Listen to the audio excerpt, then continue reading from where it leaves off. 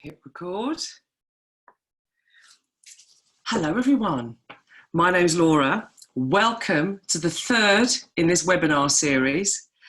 The title of this series episode is How to Handle Pressure and Keep Resilient, which is an enormous topic. There's so much brilliant stuff spinning around in the internet at the moment. My hope and aim for this half-hour lunch and learn is to distill out from that 9 practical hints and tips so that you can work your own way through this to be able to make the best of this transformational period. Let me share with you the screen slides. You'll notice that the image I've chosen is these carefully balanced rocks. So I'm sure I'm finding myself, like everyone else, having to balance a whole new set of pressures, responsibilities, all around the same physical space, which is bringing some wonderful opportunities and some surprising challenges. So for the last 20 years, I've had the joy and the privilege of writing and designing and delivering thousands of workshops with lots and lots of people. And for anyone that's kind of met me in professional life, for the last 5 years, I've been obsessed about the impact that technology and rapid automation was going to have on the world of work in this decade. Little did I know that actually the biggest disruptor of this decade was going to be something health related. So I may have been barking up the wrong tree, as I said, but I was in the right forest. And part of what myself and my colleagues have been honing over the last couple of years is some really practical ways for people to handle pressure so that they can take as much positive from it as possible, and some really simple tools for keeping resilient. So just have a look at this picture. I've been finding it inspiring to take lessons from the natural world, either from animals or species around us, or in particular, today I've been thinking about a diamond. Now, how does a diamond get formed? A diamond gets formed through 3 specific conditions. It needs heat, it needs pressure, and it needs time. And it feels to me like we're all enduring a similar set of conditions at the moment. So what might be something that can form amongst this very hot, pressured time that actually is an opportunity that we can focus on? So there's a lot going on. What could we do to make this all work so that it works for ourselves, our families, our work, etc. So this 30-minute lunch is designed, as all the others will be, to create a great place to learn. It's judgment free, one size fits one. Take what works for you, discard in your mind what doesn't. The aim is for it to be friendly, light and positive, and rooted in commercial practicality. 3 objectives: providing practical suggestions. They're tips to help us thrive whilst working from home, no matter how makeshift our home office.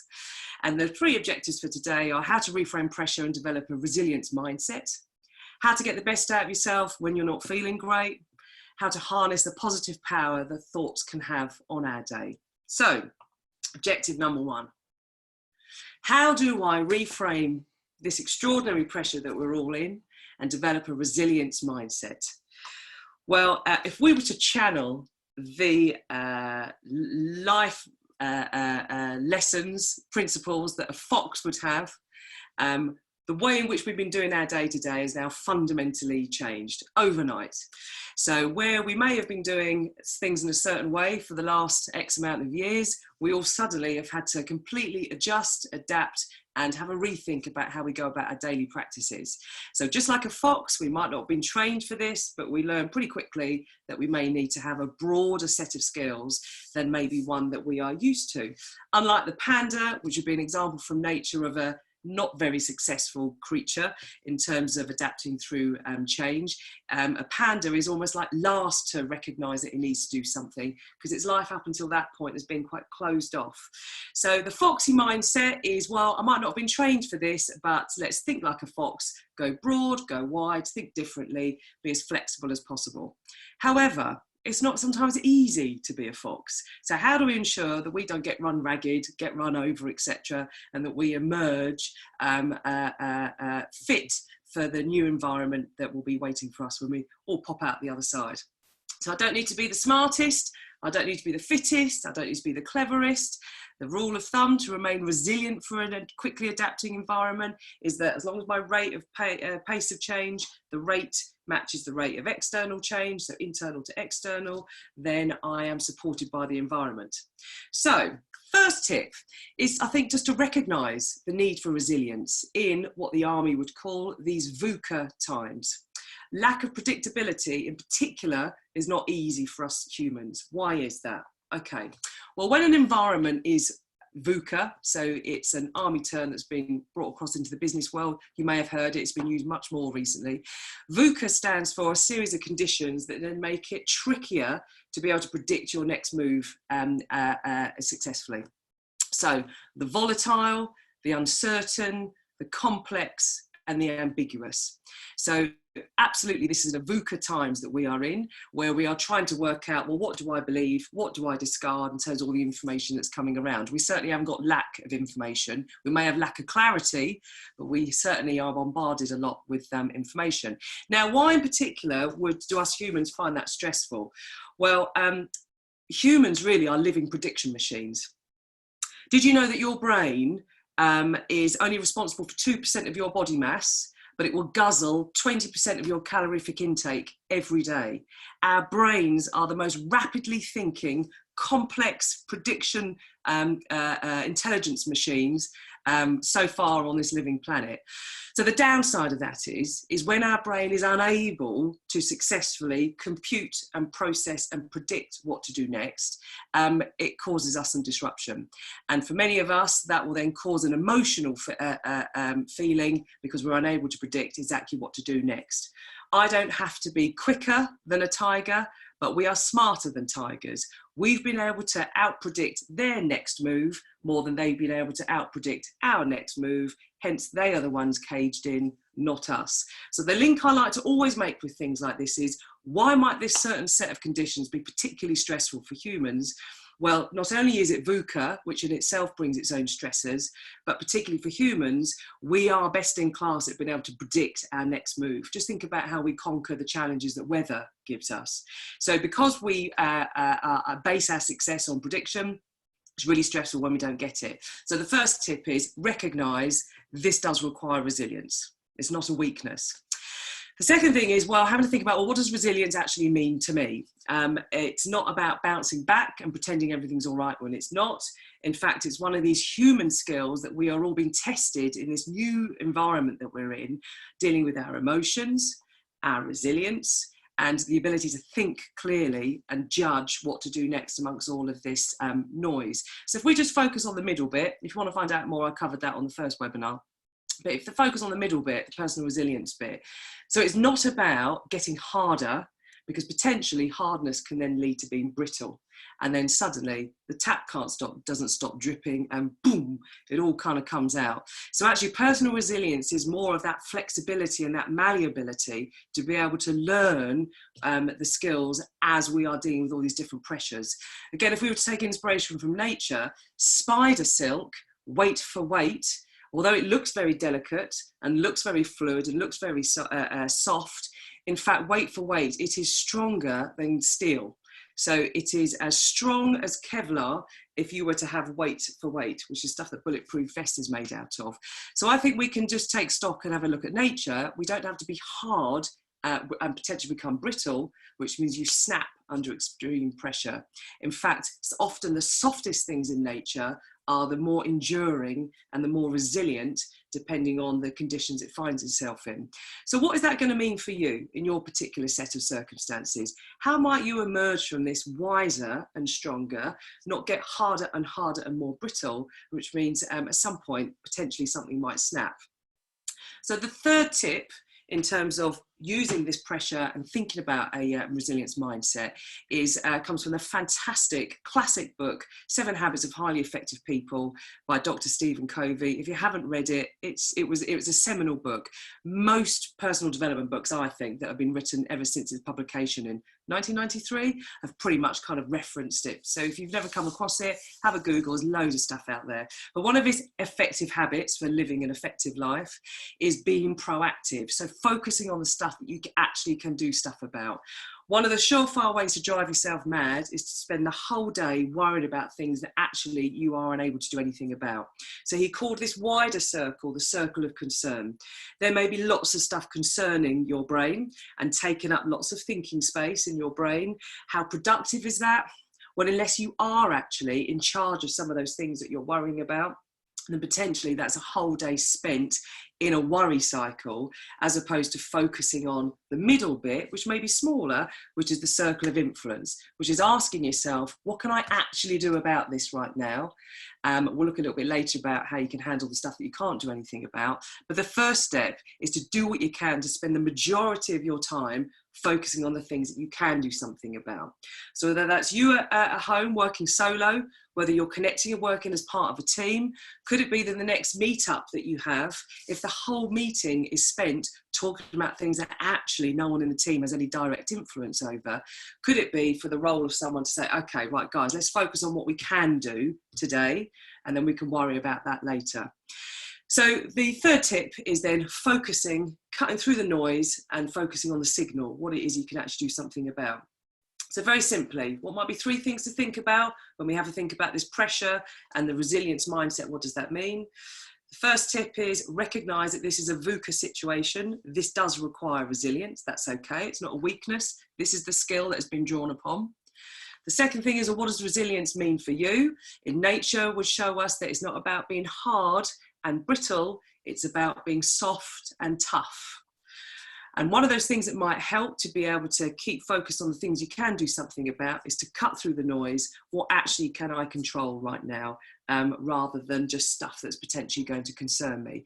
And what a great way that might be as a team to help keep each other on track as much as possible.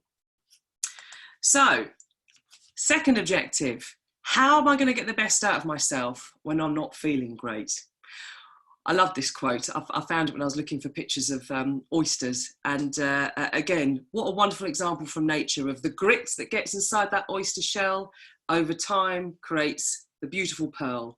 It's not necessarily the successes in our life that give us our skills. It's potentially the challenges that we've had to learn the hard way, the skill set to be able to thrive when we get to the other side.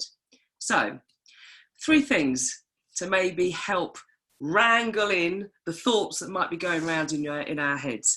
The first thing is, what is the story I'm going to tell myself about all of this? And how can I keep it as straight as possible so I keep my head in as straight a place as possible? We're all learners in this. This is a complete leveler for us all. I have found it of comfort to have a think about how I am no further ahead or behind than anyone else at the moment. We're all currently in this same chrysalis, as I called it in webinar 1, stage together. So I kept thinking about this story that someone told me years ago, and it stuck with me, and it feels particularly relevant now. It's helped me, see if it might help you. So I was told a story a number of years ago, and it was a bit of a kind of a cheesy sales story, but it really worked for me. See if it might work for you.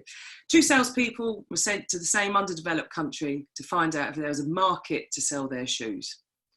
Mona comes back and says, no chance of any business. Almost no one wears shoes. Joy comes back and says, brilliant opportunity. Almost no one wears shoes. What a really clear way to have a look at how the frame in which we set that's either a good news story or a bad news story. And it just keeps going around in my head, and I'm finding it helpful that no one has a set plan for how to make a way through this successfully. What a brilliant opportunity to do precisely just that for yourself. It's only you that will know whether you've got the effective plan or not. No one else is able to tell you exactly how to do this, because we're all learning together. So how are you going to keep the story straight in your head if you find yourself starting to indulge in some negative thought patterns that are actually just stressing you out? Maybe the first tip is to think, right, let me just keep the story straight in my head. No one has the plan of the way through this. So therefore, everyone can have the plan. The second tip, which harks back to something I mentioned in the first webinar, is about this 21 packets of time concept, where I covered it that in terms of having structure really quickly in your working day to keep professional. Like many of you, I'm now slicing lots and lots of different responsibilities around the same home office table. So how am I going to ensure that I don't get overwhelmed by one particular task? So here's something that you might find useful. Again, this is one size fits one, but I am finding this useful, and it's things that people over the years have said, in principle, they've found it a way to keep motivated. So quick explanation, 21 packets of time, what does that then mean? Okay, well, civilization runs on a Gregorian calendar. We've got 7 days a week. That gives you 7 big days of time. Cut across that, we then have a morning, afternoon, evening of conscious waking time. The 4th packet, we're then hopefully sleeping as best as possible. So morning, afternoon, evening gives you then these 21 packets of time.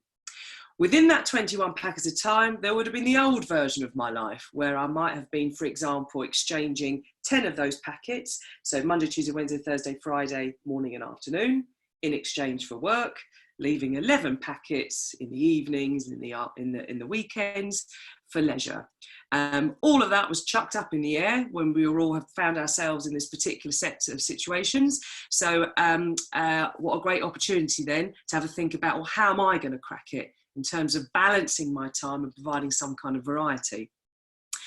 So in terms of an optimum set of priorities, I guess, for our physical and mental health, you can see there the list is 7 on the side.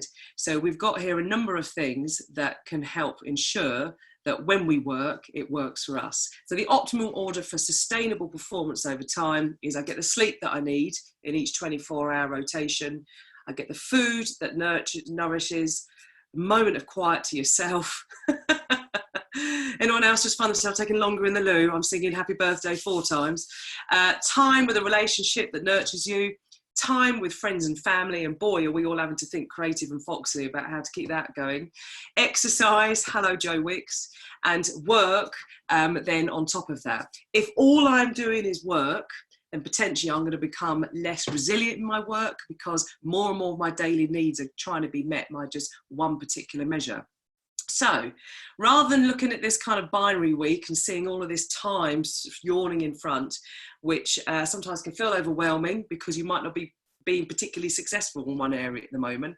So by slicing your time even smaller than 21 packets of time, that might be a chance to have a think about how to keep each day feeling like you are ending on a sundown, like the day's gone well. So if we just see how potentially that rainbow could fill in, and suddenly, we've got a bit more colour and variety in each one of those days. And for someone who needs to feel like I'm doing something interesting each day, this is helping me keep feeling resilient and feeling like there is more than just this current task that might not be going particularly well that's there to then do. So this is all up for working out our own way, but something that people have found really useful over the years is thinking, how do I plan in balance and variety, getting as much colour into my week as possible now that so much has now kind of changed.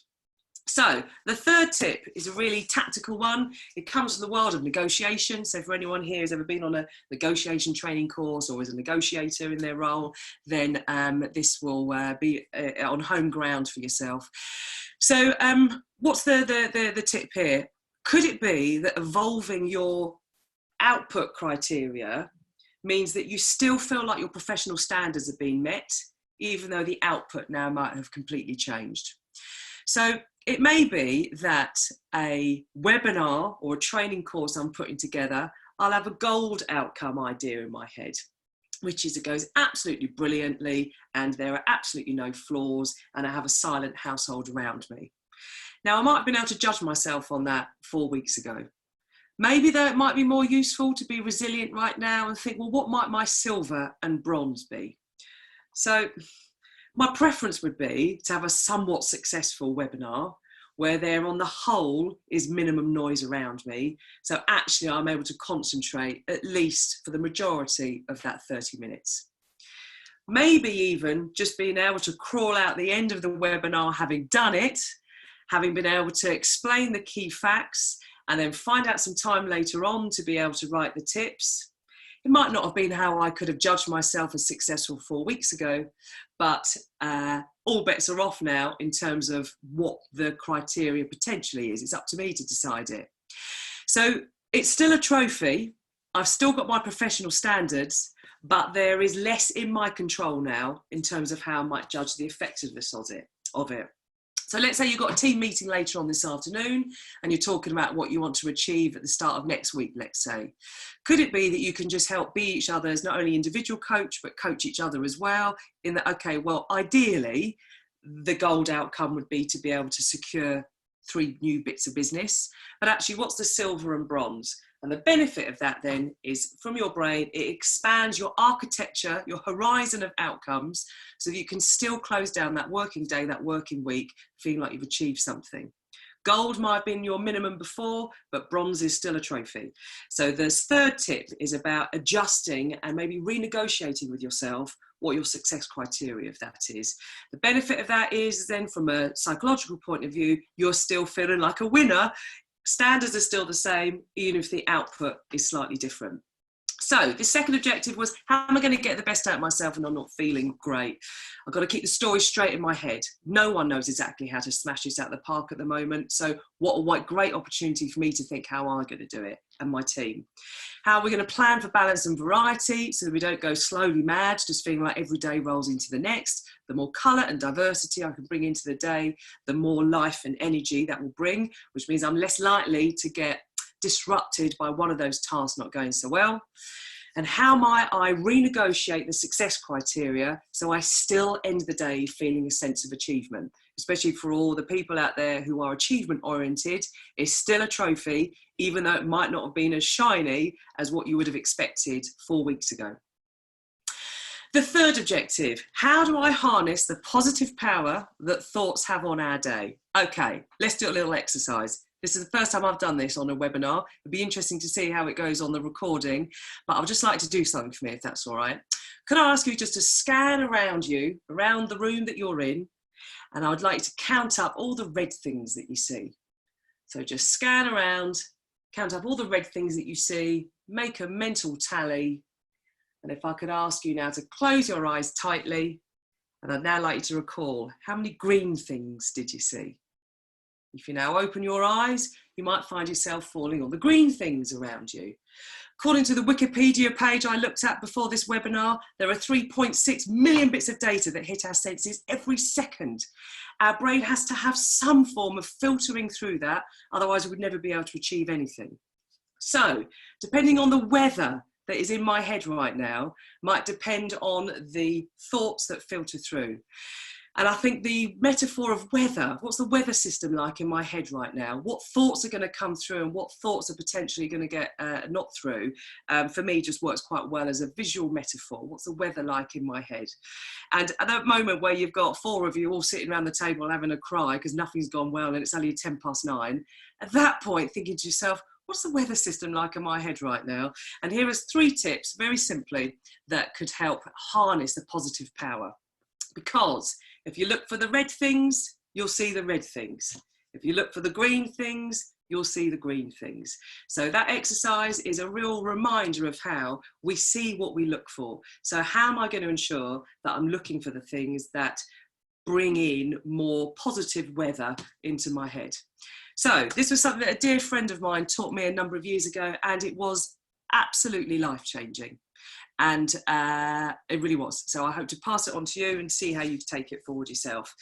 One of the things that can disrupt us is when we wind ourselves up. So if we have hard thoughts going through our head, I imagine them like bullet points.